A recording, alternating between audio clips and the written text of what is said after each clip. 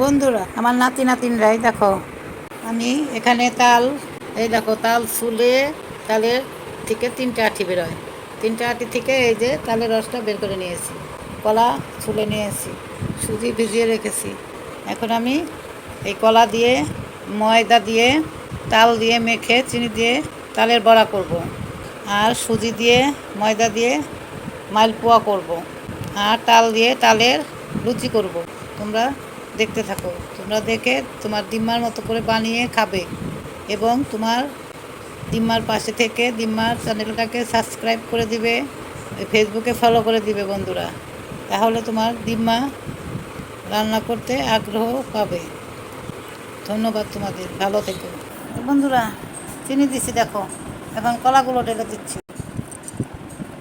চিনি, কলা, তাল, এখন দিব ময়দা। এখন এগুলোকে মেখে নিব।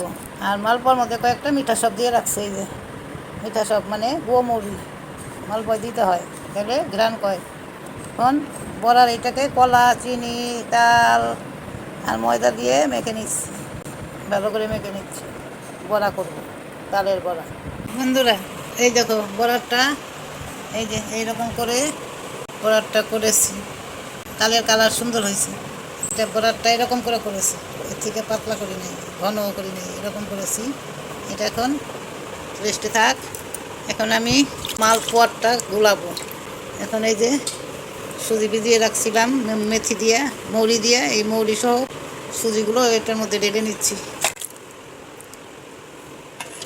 চিনি দিয়ে দিচ্ছি, চিনি। তোমরা যেরকম মিষ্টি খাবে সেরকম আন্দাজ করে চিনি দিবে। আমি আমার আন্দাজ মতো চিনি দিয়ে দিলাম। সুজি, চিনি আর মৌরি একটুখানি ছেনে নিলাম।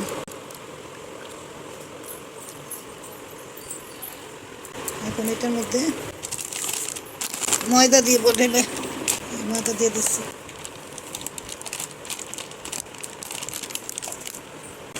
ময়দা দিয়েছি, ময়দা দিয়ে ভালো করে মিশিয়ে নিতে হবে, মেখে নিতে হবে।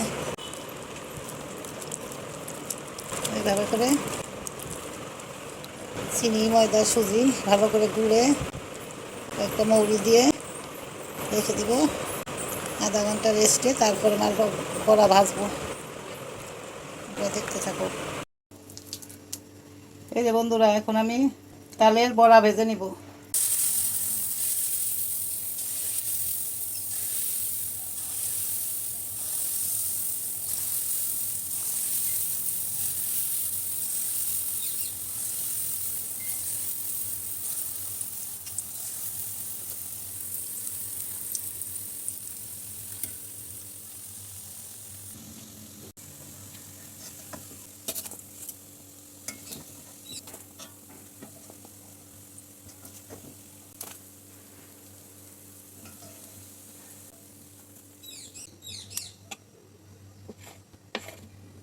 এই যে বন্ধুরা, এই যে মালপোয়া ভাজতেছি।